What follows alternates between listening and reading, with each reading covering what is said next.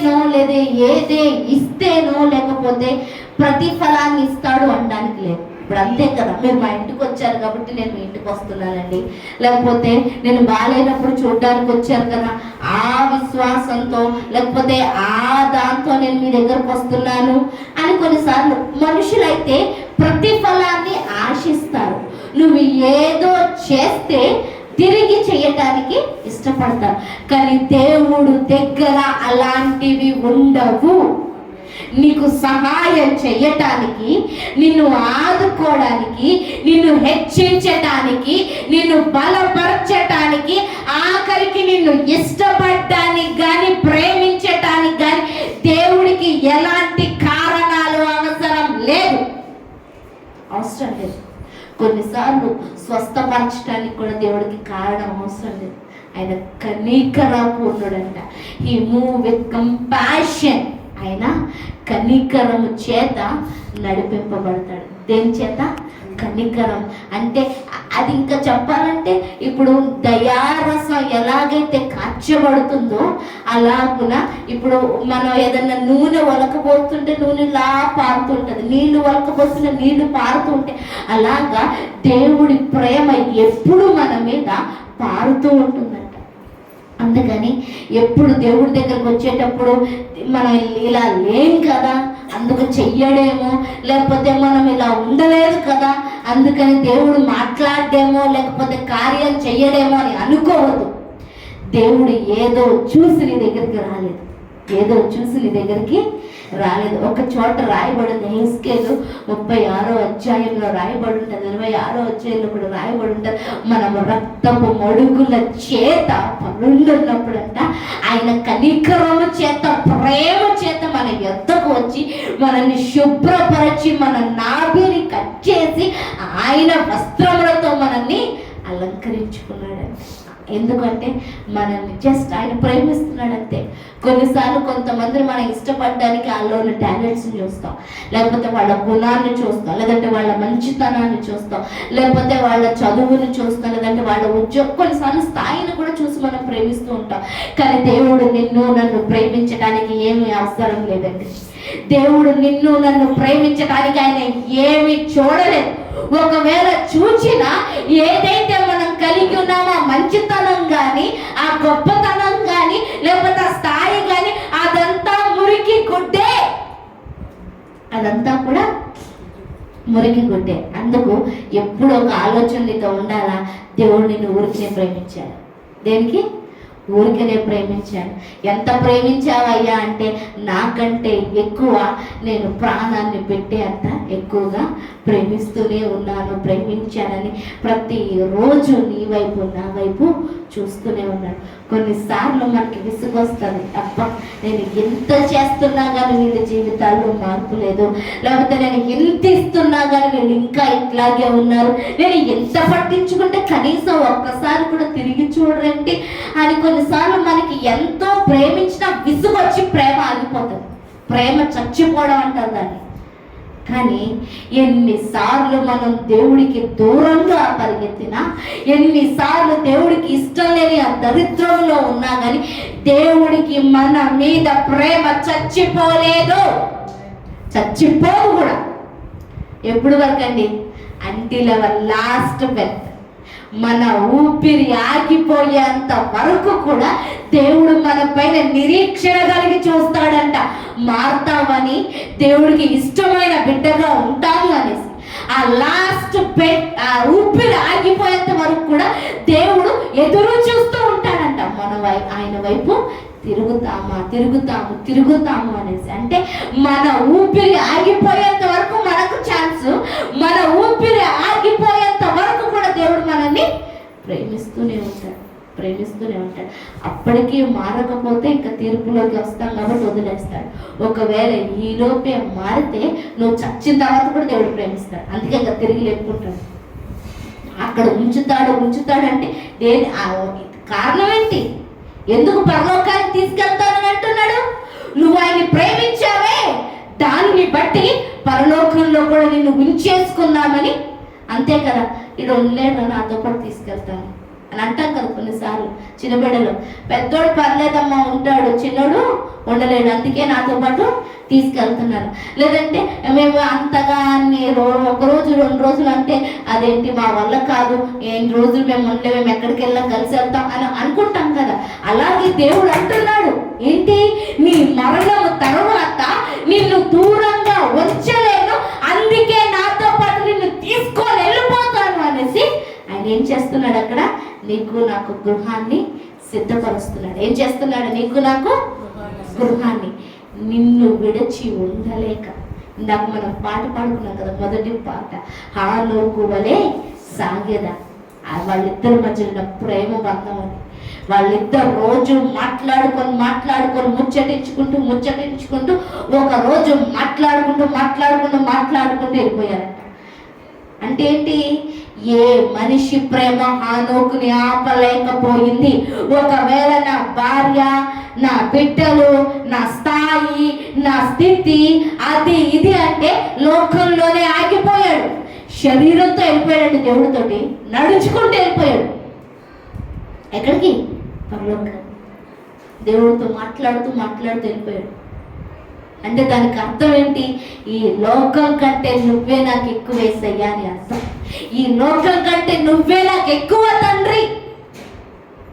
నిజంగా ఒక్కసారి దేవుడి ప్రేమ రుచి చూడటం మొదలు పెడితే నిన్ను ఎవ్వరు కూడా ఆపలేరు తెలుసా. అంత గొప్పది దేవుడి ప్రేమ, అంత గొప్పది.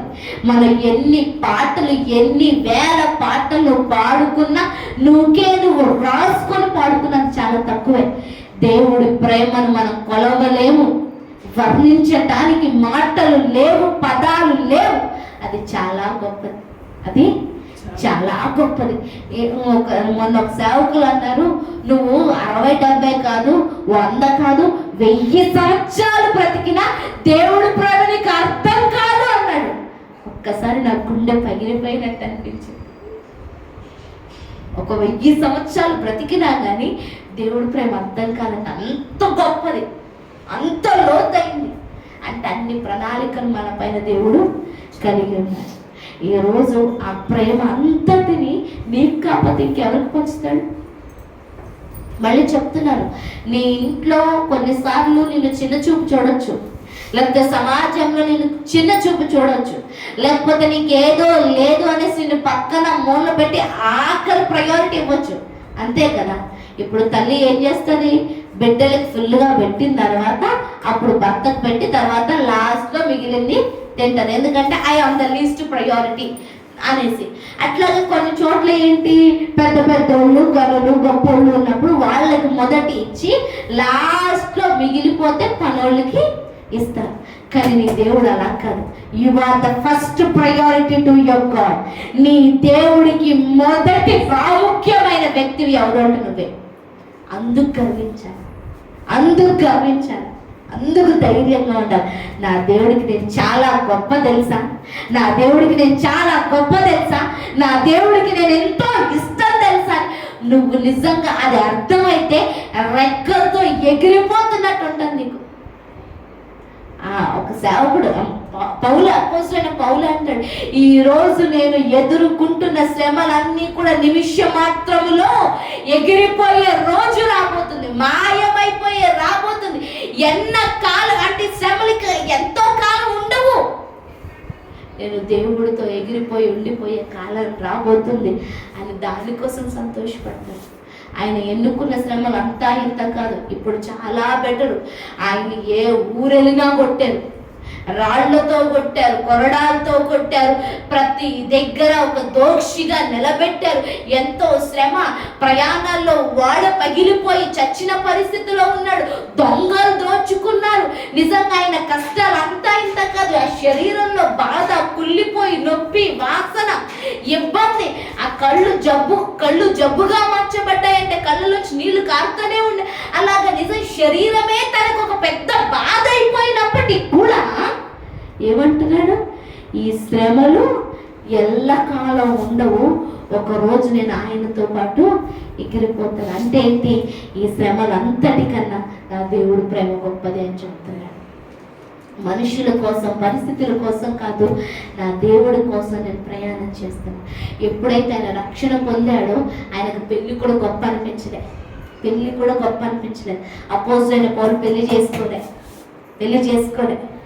ఏమయ్యా నీకు భార్య వద్దా, బిడ్డలు వద్దా, సంసార జీవితం వద్దా అనేసి అంటే, అబ్బా వీటన్నిటికంటే నా యేసయ్య ప్రేమ ఎంత గొప్పదో తెలుసా, అది రుచి చూచాను నేను అంటే. భార్య ఇచ్చే ప్రేమ కన్నా, బిడ్డలు ఇచ్చే ప్రేమ కన్నా, ఆస్తి సంపాదించుకున్న దాంట్లో ఉన్న తృప్తి కన్నా, ఇక దేనికన్నా నా యేసయ్య ప్రేమ చాలా గొప్పది.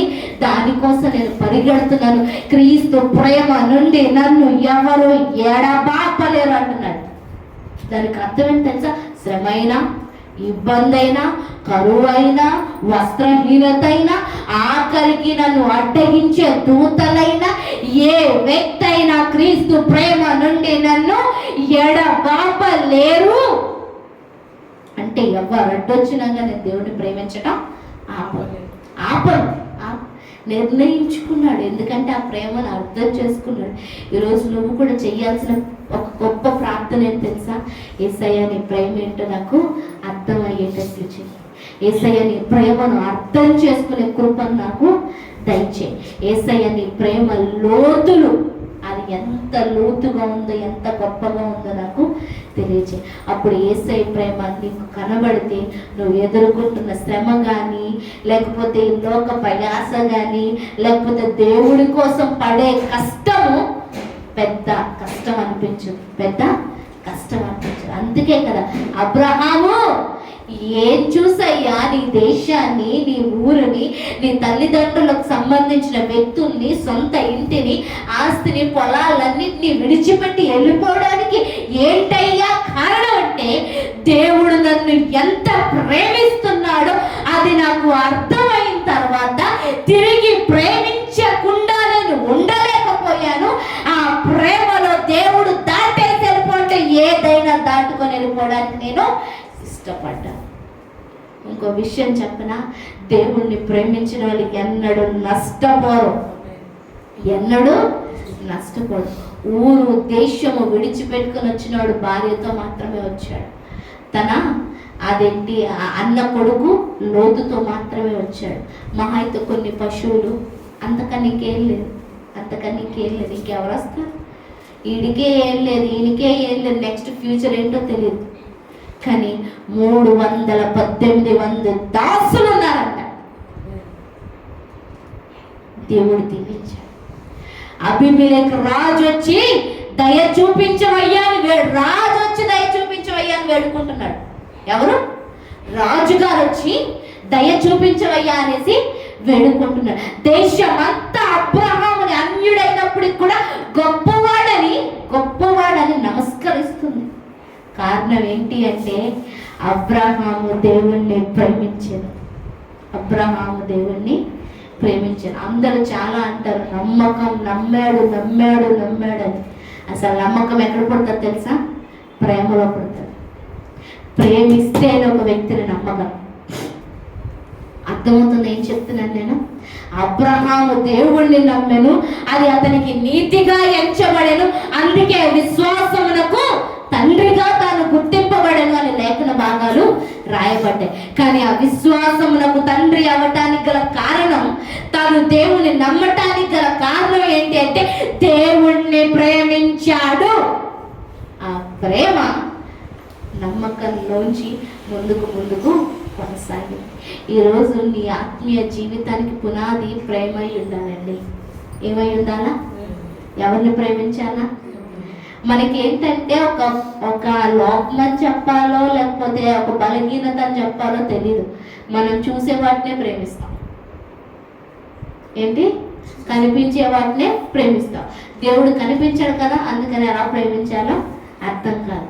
కానీ అసలు ఆత్మీయ జ్ఞానము కానీ, ఆత్మీయ సత్యం కానీ, క్రైస్తవ సత్యం ఎక్కడుందంటే, చూచిన వారి కంటే చూడని వారే ధన్యులు, చూచి నమ్మిన వారి కంటే చూడక నమ్మిన వారే ధన్యులు. అంటే నువ్వు చూడకుండా దేవుణ్ణి ప్రేమించాలి. నిజంగా చూడకుండా అంటే నీ జీవితంలో క్రియలు కనిపిస్తున్నాయి కదా.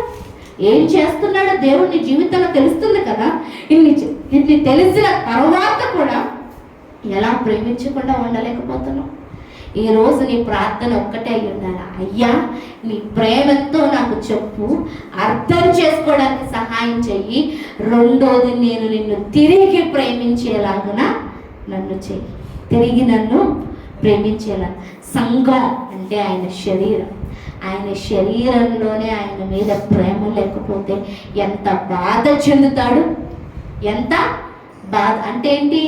ఇప్పుడు మన శరీరం ఉంది, ఈ శరీరం అంతటికి ఈ చెవు ఇష్టం లేదు, ఈ కన్ను ఇష్టం లేదు, ఈ జుట్టు ఇష్టం లేదు, ఈ ముక్కు ఇష్టం లేదంటే అవుతుందా? జుట్టు ఊడిపోతుందంటేనే తెగ బాధపడిపోతాం మనం. ఎందుకు? జుట్టు శరీరంలో ఒక భాగం. కన్ను నొప్పి వస్తుంది, నీళ్లు కారుతున్నాయి, ఎర్రగా అయిందంటే పర్లేదు తలే కదా అని వదిలేసుకుంటామా? వెళ్తామా లేదా? హాస్పిటల్కి వెళ్తామా లేదా? ఎందుకు? శరీరం అంటే అంతా ఒక భాగం. అంటే ఏంటి? మనం శరీరాన్ని ప్రేమిస్తున్నామంటే చెయ్యిని ఎట్లా ప్రేమిస్తున్నామో కన్నును కూడా అట్లాగే ప్రేమిస్తున్నాం, జుట్టును ఎట్లా ప్రేమిస్తున్నామో కాళ్ళను కూడా అట్లాగే ప్రేమిస్తున్నాం. ఒక దానికి నొప్పి గాయం తగిలితే పోనీలాలు వదిలేయం. అలాగే నీ యేసయ్యను నువ్వు ప్రేమించకపోతే దానికి విలువ లేదు. అంటే ఏంటి? శరీరం ఇక్కడి నుంచి ఇక్కడ వరకే ప్రేమ ఉంది, ఇక్కడి నుంచి ఇక్కడ వరకు ప్రేమ లేదు. అలా అనుకుంటే బ్రెయిన్ ఇంకా నువ్వు మూసుకో, ఆగిపోని ఒక మాట చెప్పింది అనుకో, ఇంకా నరాలని పనిచేయడం మానేస్తాయి. నర్వస్, ఎందుకంటే బ్రెయినే కదా అన్నిటికీ.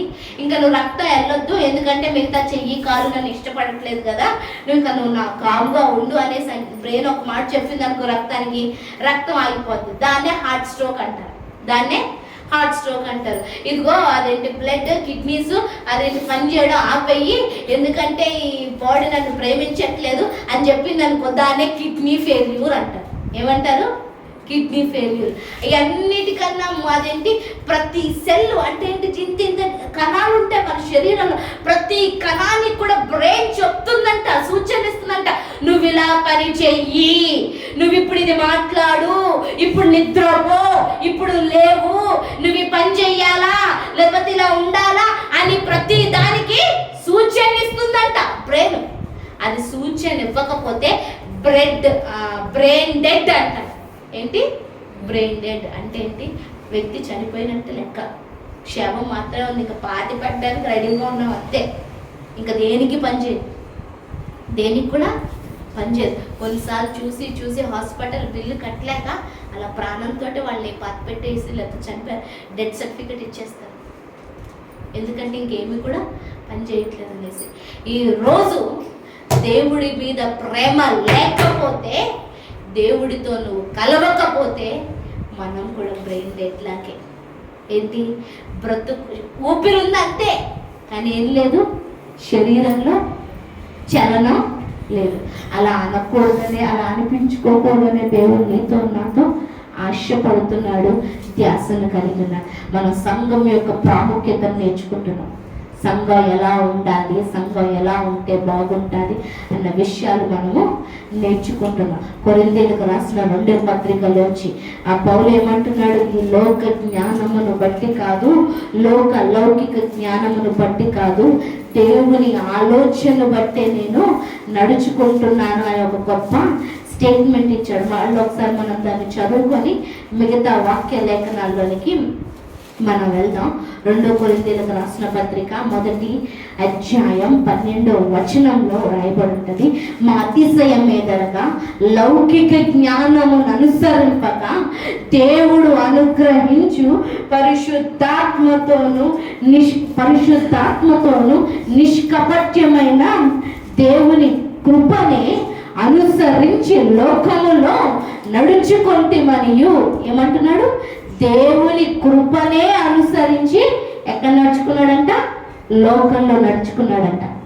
ఈరోజు దేవుడి కృపను బట్టి, దేవుని పరిశుద్ధతతోటి, నిష్కపట్యమైన మనసుతోటి అదేంటి నడుచుకోవాలి. మరి విశేషముగా మీ ఎడల అంటే ఏంటి? దేవుడి ఆత్మను బట్టి, పరిశుద్ధాత్మను బట్టి, దేవుడి ఇచ్చే నడవడికను బట్టి నడుచుకున్నాడు. మనుషులతో కూడా ఎట్లా బిహేవ్ చేస్తాడంట? విశేషముగా మీ ఎడల కూడా అంటే ఏంటి? మనుషులతో బిహేవ్ చేసినప్పుడు కూడా ఎవరి బట్టి నడవాలా? దేవుని బట్టి నడవాలి. ఎవరితో నడవాలా? దేవుని బట్టి నడవాల. మనం లేవి కాండంలో చూస్తున్న కొన్ని విషయాలు ఏంటి, దేవుడు సంఘం ఎలా ఉండాలి ఏంటి అన్న విషయాలను మనం ధ్యానం చేసుకుంటున్నాం. అయితే ఈరోజు 10వ అధ్యాయంలో ఇంకొన్ని విషయాలు మనం చూద్దాం.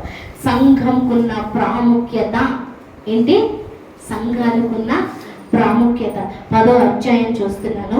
అహరోనును కుమారులైన నాదాబు అబీహూదు తమ తమ ధూపత్తులను తీసుకొని వాటిలో నిప్పులుంచి వాటి మీద ధూప ద్రవ్యము వేసి యెహోవా తమకు ఆజ్ఞాపింపని వేరొక అగ్నిని ఆయన సన్నిధికి తేగా యెహోవా సన్నిధి నుండి అగ్ని బయలుదేరి వారిని కాల్చివేసెను. వారు యెహోవా సన్నిధిని మృతి పొందిరి. చదివారా? పేజీ నెంబర్ 88, పాత నిబంధన గ్రంథము. నేను చదివింది అర్థమైందా? మళ్ళీ ఇంకోసారి చదవనా? మళ్ళీ ఇంకోసారి చదువుతున్నాను, జాగ్రత్తగా చూడండి. అహరోనును, లేవి కాండము 10వ అధ్యాయం. అహరోనును కుమారుడైన నాదాబు అబీహూదు తమ తమ ధూపత్తులను తీసుకొని వాటిలో నిప్పులుంచి వాటి మీద ధూప ద్రవ్యము వేసి యెహోవా తమకు ఆజ్ఞాపింపని వేరొక అగ్నిని ఆయన సన్నిధికి తేగా యెహోవా సన్నిధి నుండి అగ్ని బయలుదేరి వారిని కాల్చివేసెను. వారు యెహోవా సన్నిధిని మృతి నొందిరి. ఎక్కడ చనిపోయారంట? ఎక్కడ చనిపోయారంట? ఎక్కడ చనిపోయారు? దేవుని సన్నిధిలో చనిపోయారు. ఇలాగే దేవుని సన్నిధిలో చనిపోయిన 2 వ్యక్తులు ఉన్నారు. ఎవరైనా చెప్పగలరా నూతన నిబంధనలో? ఇలాగే దేవుని సన్నిధిలో చనిపోయిన 2 వ్యక్తులు ఉన్నారు. క్లూ ఇస్తాను, భార్యాభర్తలు నూతన నిబంధనలో.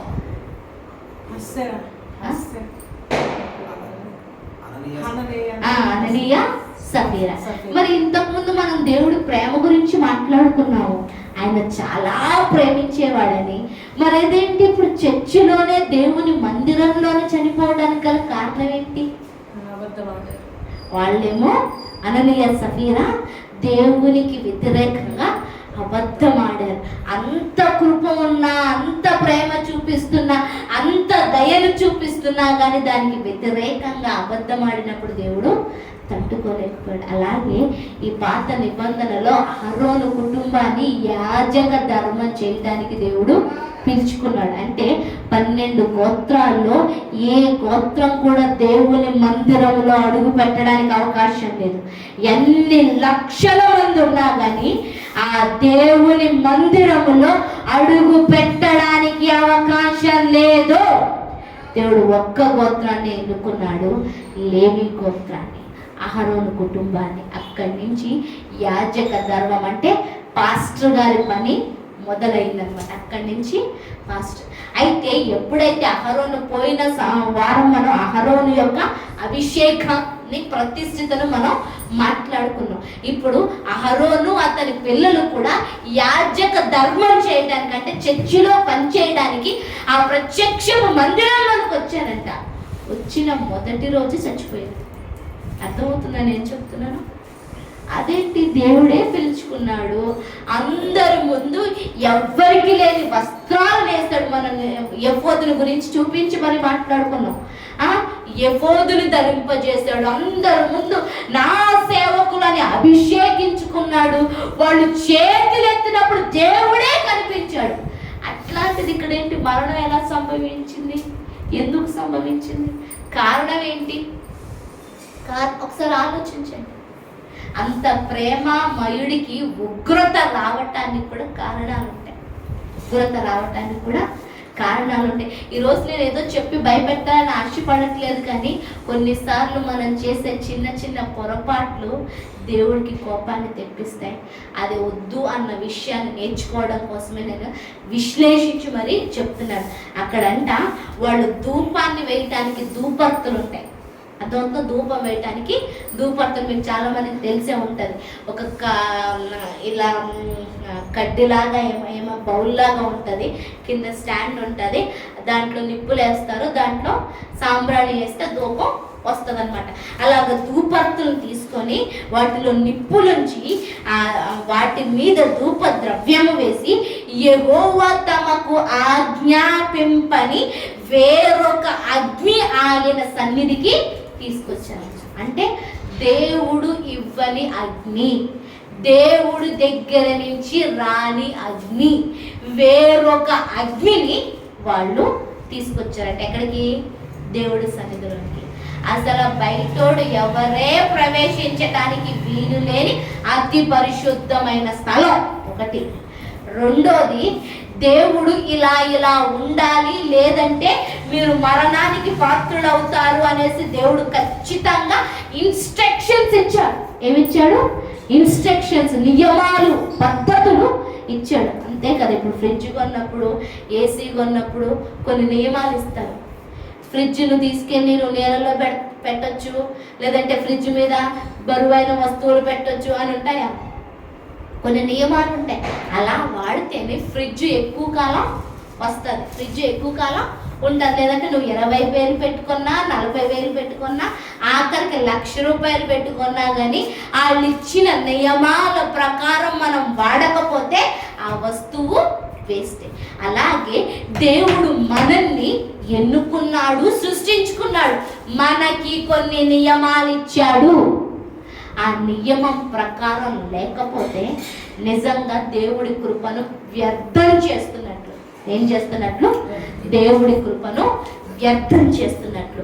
దేవుడు మీరు వచ్చిన తర్వాత నేను అంగీకరించి, అంటే మీ హోమాన్ని, మీ ప్రార్థనను, మీ బలిని అంగీకరించి నేను అగ్నిని పంపిస్తాడు అన్నది దేవుడి మాట. కానీ ఇక్కడ వీళ్ళు ఏం చేశారు? దేవుడు మాతో ఉన్నాడు, మేము చెప్పిందే మాట, మేము చెప్పిందే శాసనం అని వాళ్ళు వేరే అగ్నిని, దేవునిది కానిది, దేవుడు దగ్గర లేనిది తీసుకొచ్చారంట. ఎక్కడికి? దేవుడి దగ్గర. దేవుడు ఫస్ట్లోనే వీళ్ళు ఎంత అవిధేయత కలిగి ఉంటే, మొదట్లోనే వీళ్ళు నాది కానిది తీసుకొని వస్తే ఇంకా ప్రజలనేమి నడిపిస్తారు, ప్రజలకేమి మాదిరిని చూపిస్తాడని దేవుడి దగ్గర నుంచి అగ్ని వచ్చి వాళ్ళని దహింపజేసి అదే మందిరంలో చనిపోయేటట్టు చేసింది. ఒక విషయం చెప్తున్నానండి, అప్పుడు అగ్ని, దేవుడి కాని అగ్ని దేవుడి సన్నిధికి తీసుకొచ్చారు. ఇప్పుడు దేవుడే మనలో ఉంటున్నాడు, దేవుడే మనలో ఉంటున్నాడు. దేవుడి కాని ఆలోచనలు కానీ, దేవుడి కాని నిర్ణయాలు కానీ, దేవుడి లేని ఆరాధన కానీ, దేవుడు లేని ప్రార్థనలు కానీ, దేవుడు లేని ఏ పనులైనా కూడా వ్యర్థమే. కాకపోతే ఇప్పుడు కృప ఉంది కాబట్టి వెంటనే అననీయ సఫేరలాగా నిన్ను నన్ను చంపట్లేదు. ఎందుకంటే మారుతావు అనేసి. అహరోను కుమారులాగా దేవుడు అగ్ని మన మీదకి వచ్చి మనల్ని దహించి వేయట్లేదు. ఎందుకంటే యేసయ్య రక్తం మొరబడుతుంది. ఇంకొంచెం ఛాన్స్ ఇయ్యయ్యా జ్యోతమ్మకి, ఇంకొంచెం ఛాన్స్ ఇయ్యయ్యా పవన్కి, ఇంకొంచెం ఛాన్స్ ఇయ్యయ్యా రోహన్కి అనేసి యేసయ్య రక్తం మొరపెడుతుంది. లేదంటే ఎప్పుడో మనం ఉగ్ర రూపాన్ని ధరించవలసిన వారు, దేవుడు ఉగ్రాన్ని పొందుకునేవాళ్ళు. దేవుడిది కానిది దేవుడి ముందు నిలబెడితే దేవుడికి బాధ, దుఃఖం, వేదన, ఉగ్రత, కోపం వస్తాయి. ఉగ్రత, కోపం. వేరొక అగ్ని, నిజంగా అగ్నికి చాలా కొన్ని ప్రాముఖ్యత ఉంది బైబిల్లో. అగ్నిని పరిశుద్ధాత్మతో పోలుస్తారు. దేంతో పోలుస్తారు? పరిశుద్ధాత్మతో పోలుస్తారు. అయితే దేవుని కాని ఆత్మ నీలో ఉంది. దేవుడి కాని ఆత్మ అంటే ఇంకేమాత్మ? దురాత్మ. ఇంకేమాత్మ? దురాత్మ. దేవుడు దగ్గర నుంచి వచ్చిన ఆత్మ కాకుండా దుష్టుడు దగ్గర నుంచి వచ్చిన ఆత్మ నీలో ఉంటే, నిజంగా చెప్తున్నా, లిటరల్లీ అది నీ మరణానికి, నీ ప్రాణం తీయటానికి, నీకు హాని చేయటానికి, నష్టాన్ని కలగజేయటానికి, పాపంలోనికే నిన్ను తీసుకెళ్తాది. ఎక్కడ తీసుకెళ్తాది?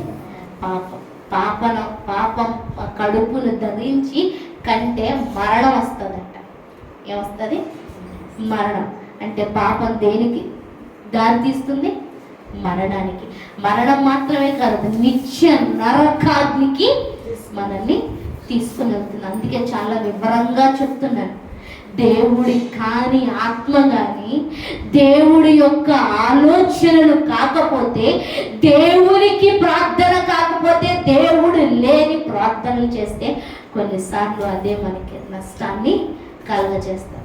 ఈరోజు మనం దేవునిది కానిది ఏదైనా మన దగ్గర ఉందా? ఆలోచించుకోండి. దేవుడి కాని నిర్ణయాలు కానీ, ఆలోచనలు కానీ, ఉద్దేశాలు కానీ మన జీవితంలో వెళ్తున్నాయా?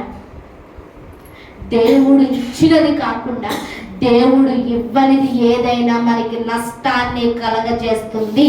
అగైన్ రిపీట్, దేవుడు దగ్గర నుంచి కాకుండా ఎక్కడి నుంచి వచ్చినది మనకి నష్టాన్ని. అందుకే ప్రతి విషయంలో ఎవరి చిత్తాన్ని అడగాల? దేవుడు చిత్తాన్ని. నెక్స్ట్ ఇంకొంచెం కిందకి వెళ్ళినట్లయితే, అప్పుడు మోషే అహరోనుతో ఇట్లా, నేను ఇది యెహోవా చెప్పిన మాట, నా యొద్ద నుండి వారి యందు నేను నన్ను పరిశుద్ధపరచుకొందును, ప్రజల ఎదుట నన్ను మహిమపరచుకొందును. అంటే ఏంటి? వేరొక అగ్ని వచ్చినప్పుడు దేవుడి పరిశుద్ధతకు ఏమొచ్చిందంట? భంగం కలిగిందంట. దేవుడి మహిమకు భంగం కలిగిందంట. అంటే ఎప్పుడైతే దేవుడి కానిది మన జీవితాల్లో ఉంటారో అది దేవుడి మహిమను తక్కువ చేస్తుంది, దేవుడి పరిశుద్ధతను అవమానించినట్టు లెక్క. మళ్ళీ చెప్తాను, దేవుడు ఎక్కడో ఉన్నాడు అనుకోవద్దు. ఎక్కడున్నాడు దేవుడు? యేసయ్య ఎక్కడున్నాడు? మన లోపల ఉన్నాడు.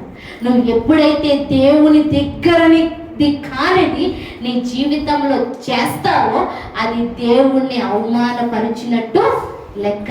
ఆయన పరిశుద్ధతను మనం అంటాం కదా, ఏదిరా అంత పెద్దోడు వచ్చినప్పుడు ఆ పెద్దోడికి గౌరవం ఇవ్వకుండా, మర్యాద ఇవ్వకుండా, ఇష్టం వచ్చినట్టు మాట్లాడి అవమానించావు, అది కరెక్ట్ కాదురా అని అంటాం కదా.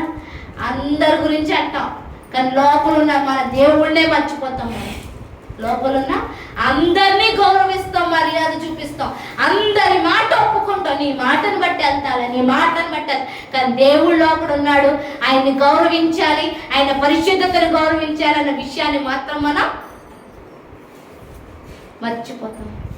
దేవుణ్ణి అగౌరవపరిచినట్టు లెక్క. అహరోను మౌనముగా నుండగా మోషే అహరోను పినతండ్రి అయిన ఉజ్జీయేలు కుమారుడైన మిషాయేలును ఎల్సాఫానును పిలిపించి, మీరు సమీపించి పరిశుద్ధ స్థలమున ఎదుట నుండి పాలెము వెలుపలకు మీ సహోదరుల శవమును మోసుకొని పోవుడని వారితో చెప్పాను.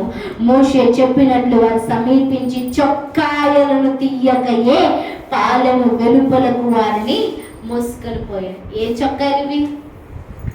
ఏం చొక్కాయలు? లాస్ట్ వారం మనం మాట్లాడుతున్నాం.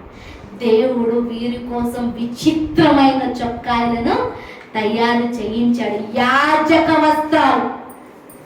ఆ యాజక వస్త్రాలు ఎవరు పడితే వాళ్ళు వేసుకోవడానికి వీలు లేదు. ఆ యాజక వస్త్రాలు దేవుడితో మాట్లాడడానికి అర్హతనిచ్చాయి, దేవుడి స్వరాన్ని వినడానికి అర్హతనిచ్చాయి. ఎవ్వరికీ లేని ప్రాముఖ్యత నిజంగా అన్ని లక్షల మందిలో వీళ్ళ ముగ్గురికే కలిగిందండి. అహరోనికి అతని ఇద్దరు కుమారుల కింద నాదాబు అబీహులకు. వాళ్ళు ఏ వస్త్రాలతో ఉన్నారంట? యాజక వస్త్రాలు, చొక్కాయలతోటే ఉన్నారంట. ఆ చొక్కాయలతోటే చనిపోయారంట. దేవుడు వాటిని తీసి ఇంకొకరికి ధరించడానికి కూడా ఇష్టపడలేదు. క్లియర్గా రాయబడింది. ఆ చొక్కాయలతోటే తీసుకెళ్ళి పాలెం వెలుపల పాతి పెట్టేయని చెప్తున్నాడు. దేవుడు కొన్నిసార్లు మనకిచ్చింది మనం వాడకపోతే సరిగ్గా ఆ ఆశీర్వాదం నష్టంగా మారిపోతుంది, ఆ ఆశీర్వాదాలు వదిలిపోతుంది. మీకు తెలుసో లేదు, కొన్ని వేల భూములు ఒట్టిగా నాశనం అయిపోతున్నాయి.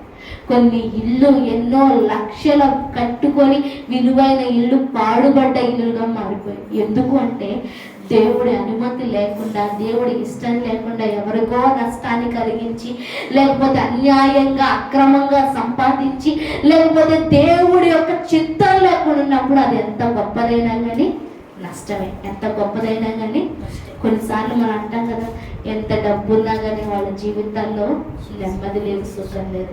ఎన్ని ఉన్నా కానీ వాళ్ళ జీవితాల్లో అది లేదు ఇది లేదు ఇంకా వ్యర్థం రానేసుకుని సార్ మనమే బాధపడతాం. వాళ్ళ శరీరం మీద దేవుడి యొక్క అభిషేకం ఉంది. వాళ్ళ శరీరం మీద ఎవరికి లేని ప్రత్యేకమైన దుస్తులు ఉన్నాయి. కానీ లోపల దేవుడు ఆలోచన లేనప్పుడు దేవుడు ఆ చొక్కాయలతో ఏం చేశాడు? దహింపజేశాడు. కనీసం వారి ఒంటి మీద ఉన్న చొక్కాయి తీసే అవకాశం ఇవ్వలేదు. చనిపోయిన తర్వాత ఆ చొక్కాయలు తీసి వేరే వాళ్ళకి ఇద్దామని కూడా దేవుడు ఒప్పుకోలేదు. శాపం శాపమే, శపితం శపితమే. ఈరోజు చెప్తున్నాను, దేవుడు నీకు రక్షణ వస్త్రాలు ఇచ్చాడు, రక్షణ వస్త్రాలు ఇచ్చాడు, యాజక వస్త్రాలు ఇచ్చాడు, ఆరాధించే వస్త్రాలు ఇచ్చాడు, ప్రార్థించే వస్త్రాలు ఇచ్చాడు, విజ్ఞాపన చేసే వస్త్రాలు ఇచ్చాడు, దేవుని ఎదుట పరిశుద్ధంగా ఉండే వస్త్రాలను ఇచ్చాడు. వాటిని వ్యర్థం చేసుకోవద్దు, వాటిని వ్యర్థం చేసుకో, అభిషేకాన్ని వ్యర్థం చేసుకో. మనం చాలా మంది ఏర్పరచబడిన వారు మోసపోతారంట. అంటే అర్థమేంటో తెలుసా? ఇన్ని ఆశీర్వాదాలు పొందుకొని దేవుడి అభిషేకం పరిశుద్ధ వస్త్రాలు మన మీద ఉండి కూడా మనం తప్పు పాపం చేస్తే రేపొద్దున అంచె దినాల్లో దేవుడి ఎదుట మన లెక్కలోనికి రాము. అప్పుడేంటి? మనకు అన్ని ఇచ్చినా కానీ అవన్నీ కూడా వృధా, వేస్ట్, వృధా వేస్ట్, నష్టమే, అంతే కదా. దేవుడు లేకుండా నువ్వు ఇల్లు బంగారం కట్టుకొని ఎక్కడికి వెళ్తాం? వేస్ట్. ఎన్ని కోట్లు ఉన్నా కూడా వేస్టే. ఈరోజు అదే అంటున్నాడు, దేవుడు వాళ్లకు ధరింపజేసింది మళ్ళీ వేరొకరికి. ఎందుకంటే అవిధేయత కలిగి వాళ్ళు దేవుడి ముందు నిలబడ్డారు కాబట్టి. ఈరోజు ఇవన్నీ కూడా మనకి మార్గదర్శకాలు. దేవుడు చెప్తున్నాడు, ఈరోజు నీ మీద అభిషేకం తీసేది కాదు, నీ మీద వస్త్రాలు తీసేవి కాదు. ఒక్కసారి ఇస్తే నేను మళ్ళీ దేవుడు లాక్కునేవాడు కాదు, ఒక్కసారి ఇస్తే దేవుడు విడిచిపెట్టేవాడు కాదు. నీ మీద ప్రార్థన వస్త్రాలు, సేవ అనే వస్త్రాలు, బాధ్యత అనే వస్త్రాలు, ఆరాధన అనే వస్త్రాలు ఉన్నాయి, రక్షణ వస్త్రాలు, పరిశుద్ధ వస్త్రాలు, నీతి అనే వస్త్రాలు ఉన్నాయి. వాటిని దేవుడు శుభ్రం చేసి నీకు ఇచ్చేసాడు ఆల్రెడీ. నువ్వు వాటిని వృధా చేసుకోవాలి, వాటి పని చేయాలి. అర్థం అదే కదా. ఇప్పుడు ఎందుకు వాళ్ళు యాజక వస్త్రాలు ధరించుకున్నారు? యాజక పని చేయడానికి. అందరిలాంటి వాళ్ళం కాదయ్యా మేము, మీలాగా పొలాల్లోనూ లేదంటే అక్కడ ఇక్కడ పని చేయడానికి దేవుడు నిజంగా ఎవ్వరు పొలం వెళ్ళి పని చేయడానికి వీల్లేదు, ఎవ్వరు పశువుల దగ్గరికి వెళ్ళి పని చేయడానికి వీల్లేదు, ఆఖరికి వాళ్ళు ఇంటి పని చేయడానికి కూడా వీల్లేదు. తెలుసా? వాళ్ళ పనే మందిరం, వాళ్ళ పనే మందిరం. వాళ్ళు చేసే కష్టం అంతా మందిరం కోసమే.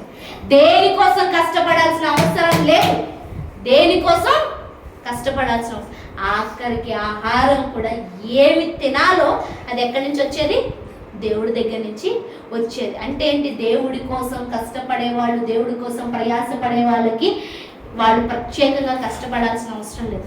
ఎందుకు మేము ఉద్యోగాలు అవన్నీ మానేసి వస్తామంటే ఒకటే, ఆయన అన్నాడు, నువ్వు నా కోసమే పనిచేయదు, నీ ఆలోచన నా కోసమే, నీ తెలివి నా కోసమే, నీ బలం నా కోసమే, నీ ప్రేమ నా కోసమే, నీ పదాలు నా కోసమే, నీ గొంతు నా కోసమే, నీలో అణువు శక్తి అంతా కూడా నా కోసం. అది ఖర్చు అయితే నా కోసమే ఖర్చు అవ్వాలి. దేవుడు అంత ఇష్టపడేదేవు, అంత ఇష్టపడేదేవు, అంత ఇష్టపడేదేవు. ఈరోజు వాళ్ళు చొక్కాయలు కూడా తీయకుండా ఎక్కడికి లాక్కొనిపోయారంట? మన పాత వస్త్రాలు తీసేసి, అంతే కదా, చనిపోయిన శవాలకి ఏం చేస్తాం? పాత వస్త్రాలు తీసేసి స్నానం చేపించేసి పాత వస్త్రాలు తీసేసి కొత్త వస్త్రాలు ధరింపజేస్తాం. అక్కడ ఏంటి ఛాన్స్ లేదు. ఎందుకు? ఆశీర్వాదమే శాపంగా మారిపోయిందండి. ఎందుకు? దేవుణ్ణి చూడలేకపోయింది. నెక్స్ట్ వచనం చూద్దాము, 6వ వచనం. అప్పుడు మోషే అహరోను అతని కుమారులైన ఎలియాజరు ఈతామారుడు వారితో, మీరు చావకుండున్నట్లు యెహోవా ఈ సర్వ సమాజము మీద ఆగ్రహపడకుండున్నట్లు మీరు తల విరియ పోసుకొనకూడదు, బట్టలు చింపుకొనకూడదు, కానీ యెహోవా వారిని కాల్చినందుకు మీ సహోదరులైన ఇశ్రాయేలు ఇంటి వారి అందరూ ఏడవవచ్చును. ఒక్క విషయం చూడండి, అక్కడ ఏంటంట, ఏమంటున్నాడు? అహరోను మోషేతో ఏమంటున్నాడు? మోషే ఏమంటున్నాడు? నీ కుమారులు చనిపోయారు కదా, వారిని బట్టి మిగతా వారు ఉన్నారు కదా, వారు చావకుండానట్లు సర్వ సమాజము మీద ఆగ్రహపడకుండానట్లు మీరు తల విరియబూసుకోకూడదు, బట్టలు చింపుకోకూడదు, కానీ కాల్చివేయబడ్డ వారి కోసం మీరు ఈ 7వ వచనం. తల విరియబోసుకోవటం, బట్టలు చింపుకోవడం. నిజంగా కుటుంబంలో ఎవరైనా చనిపోయి, ఇప్పుడు కాదు, పాత నిబంధన గ్రంథంలో ఇశ్రాయేలుకున్న ఆనవాయితీ ఏంటంటే కుటుంబంలో ఎవరైనా చనిపోయినప్పుడు తల విరియబూసుకుంటారు, బట్టలు చింపుకుంటారు. అయ్యయ్యో మా ఇంట్లో వ్యక్తి చనిపోయాడే, నా ప్రేమికుడు, నా ఇష్టమైన మా బంధువు అని చనిపోయిన వాడిని బట్టి వాళ్ళు అంగలారుస్తారు, ప్రలాపిస్తారు, ఏడుస్తారు. కానీ దేవుడు ఏమంటున్నాడు? తల విరియబూసుకోవద్దు, బట్టలు చింపుకోవద్దు. అంటే ఏంటి? నీ మీద యాజక వస్త్రాలు ఉన్నాయే, ఎవరి కోసము అవిధేయత కలిగిన వారి కోసం నువ్వు వాటిని చింపుకోవద్దు. ఏమంటున్నాడు? దేవుడికి వ్యతిరేకంగా పాపం చేసి చచ్చిన వాళ్ళ కోసం నీ వస్త్రాలు నువ్వు చింపుకోవద్దు అంటున్నాడు. తల విరియబూసుకోవద్దు అంటే ఏంటి? ఎప్పుడైతే తల కట్టుకుంటామో అది ఐక్యతకు సాదృశ్యం. తల జడ ముడేసుకోవడము లేకపోతే జడేసుకోవడం దానికి దేనికి గుర్తు? ఐక్యతకు, ఒక్కదానికి గుర్తు, చెల్లా చెదరైపోకుండా ఉండటానికి. అవునా? ఎప్పుడైతే జుట్టు విరేపుసుకుంటామో అటు ఇటు వెళ్ళిపోతూ ఉంటుంది, అంతా కూడా డస్ట్ కూడా పడతారు. దేవుడు అంటున్న మాట ఏంటి? నువ్వు ఎవడి కోసమో నీ ఆలోచనలు, నీ ప్రతిష్ఠిత జీవితం, నీ ఉద్దేశాలు చెల్లా చెదర అవ్వటానికి వీల్లేదు. అంటే ఏంటి? నేను కట్టుకున్నాను, ఐక్యతగానే ఉన్నాను, అన్యుడి కోసం. అంతే కదా.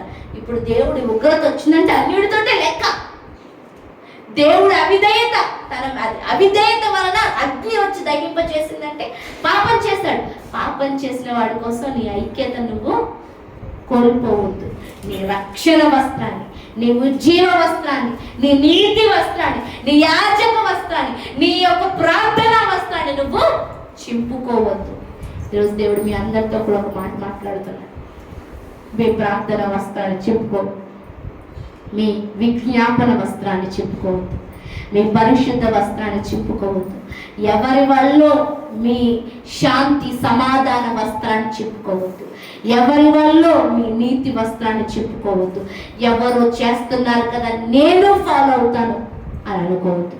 ఎస్, వాళ్ళు అవినీతిగా బ్రతికితే వారి జీవితానికి దేవుడే లెక్కిస్తాడు. వాళ్ళ అవిధేయతను బట్టి, అవినీతిని బట్టి నేను కూడా అవినీతిగా బ్రతుకుతాను, నేను దొంగలా మారుతాను, నేను మాట్లాడతాను, నేను కోపగిస్తాను, నేను శపిస్తాను, నేను దూషిస్తాను, నేను అబద్ధ సాక్ష్యం చెప్తాను అంటే నీ మీద ఉన్న వస్త్రాలను, దేవుడిచ్చిన అభిషేకాన్ని చింపుకున్న వారమవుతాం. ఏమవుతాం? చింపుకున్న వారమవుతాం. ఈరోజు దేవుడు ఒక మాట అంటున్నాడు, నువ్వు చింపుకోవద్దు. ఏంటి?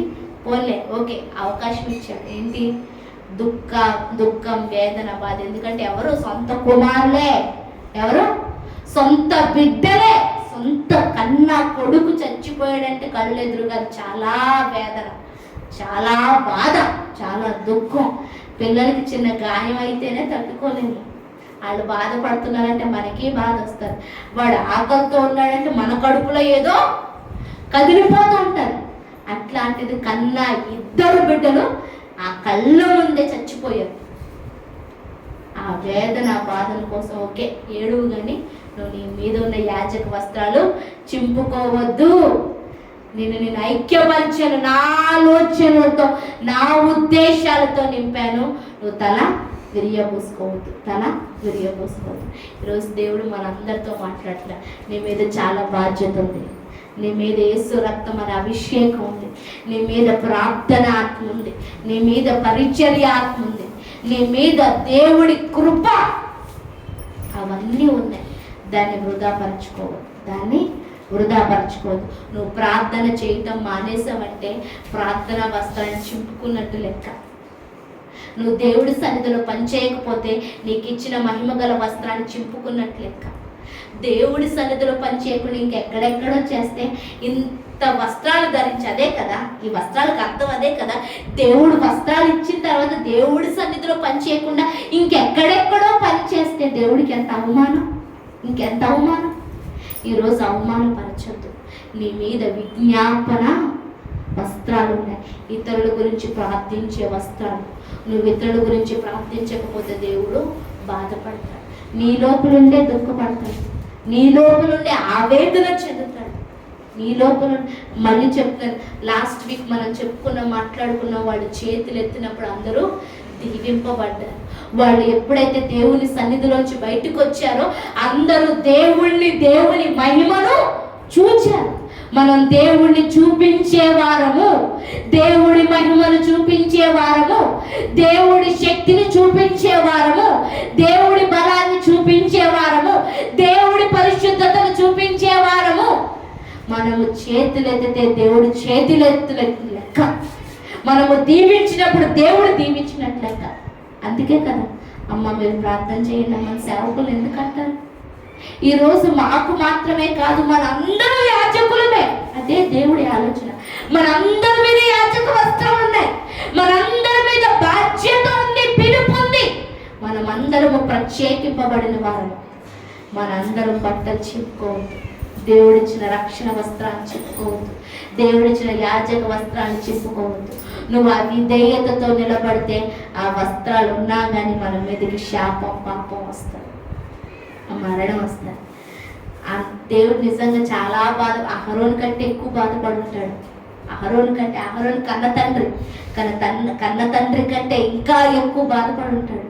అబ్బాయి అన్ని గొప్ప ప్రణాళిక చేత అందరి ముందు నిలబెట్టుకొని తైలముతో అభిషేకించానే, చొక్కాయలను ధరింపజేశానే, ఎఫోదును ధరింపజేశానే, ఎంతో గొప్ప ప్రణాళికతో లక్షల మందికి నా మాటని ఇస్తారని నిలబెట్టుకున్నానే, లక్షల మందిని స్వస్థపరుస్తారని అనుకున్నానే, ఈ లక్షల మందికి దీవెని ఇస్తారనుకున్నానే, లక్షల మంది జీవితాలను బాగు చేస్తారనుకున్నానే. కానీ వీళ్ళు ఏం చేస్తున్నారు? మొదటి దినాన్నే అవిధేయత చూపించాలని దేవుడు ఎంతో దుఃఖపడవచ్చు. తర్వాత అధ్యాయంలో ఉంటుంది, నిజంగా మీరు చదవగలిగితే అర్థం చేసుకోగలిగితే ఎదుట వ్యక్తికి రోగం వచ్చిందో లేదో అని యాజకుడు చెప్తాడు. ఇల్లు పవిత్రమో అపవిత్రమో అన్నది యాజకుడు చెప్తాడు. ఆ వ్యక్తి ఇంట్లో ఉండాలా లేకపోతే అందరికంటే బయటికి వెళ్ళిపోవాలా, లేదంటే పాపము జరిగిందో లేదో యాజకుడు చెప్తాడు.